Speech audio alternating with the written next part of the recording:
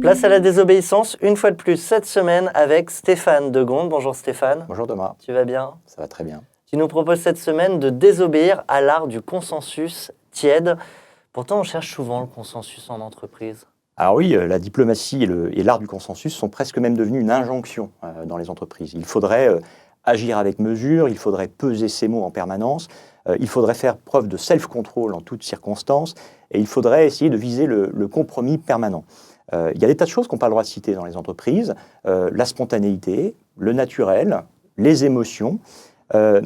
C'est des comportements qu'on n'attend pas d'un bon professionnel. Hein. C'est ces comportements justement trop naturels. Donc réagir est finalement assez mal vu.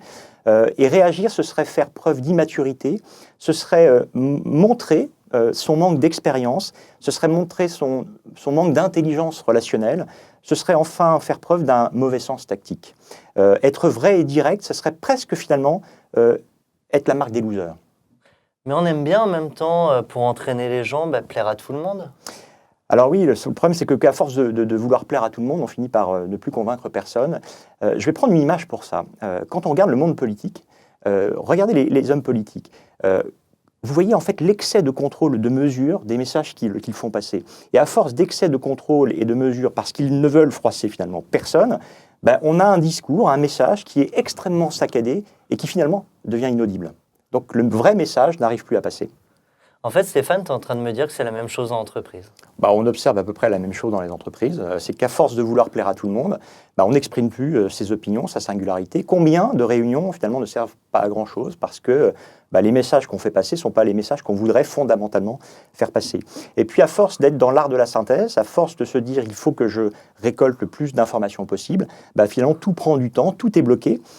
Et puis, à force de relations trop policées, j'aurais même presque tendance à dire que la relation trop policée devient un peu suspecte. Donc on est en train de développer une espèce de, dans certaines entreprises, une culture de la paranoïa, en se disant si ce gars est si sympa et qu'il me fait passer des messages si bienveillants, c'est qu'il y a peut-être quelque chose derrière.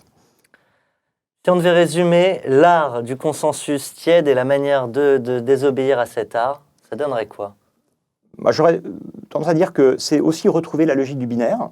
Il y a des choses qui marchent et puis il y a des choses qui ne marchent pas. Et donc il faut aussi l'accepter, qu'il n'y a pas forcément que quelque chose dans le juste milieu. C'est comprendre aussi qu'il faut savoir perdre pour mieux gagner après, ensuite. Donc la logique de la perte dans un premier temps n'est pas forcément quelque chose de négatif. C'est retrouver le courage de ses convictions, parce qu'on a des messages et il faut aussi avoir le courage de les faire passer. Et puis accepter que le langage n'est pas que le langage de l'esprit. C'est aussi le langage du corps. Le corps réagit, les émotions réagissent, les sens réagissent, et que ça aussi c'est quelque chose d'important à faire passer en entreprise, me semble-t-il. Et pour conclure, je dirais qu'il vaut mieux une vérité mal formulée qu'un mensonge bien packagé.